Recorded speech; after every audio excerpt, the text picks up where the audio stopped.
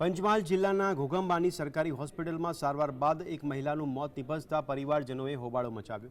Ghoghamba referral હોસ્પિટલના ડોક્ટરોની બેદરકારીને કારણે મહિલાનું મોત નીપજ્યું હોવાના આરોપ સાથે પરિવારજનોએ વિરોધ કર્યો.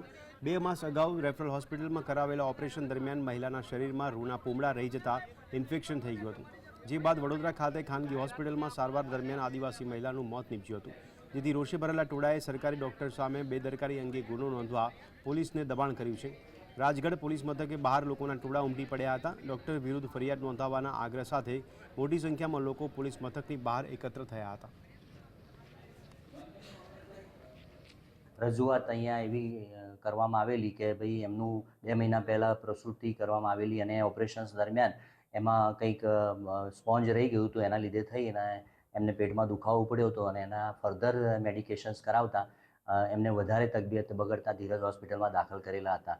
અને એ અનુસંધાને રાજગઢ પોલીસ સ્ટેશને એમના સગાવાલા અને આજુબાજુના રાઠવા સમાજના લોકો અહીંયા એકત્રિત થઈ અને રજૂઆત કરેલી.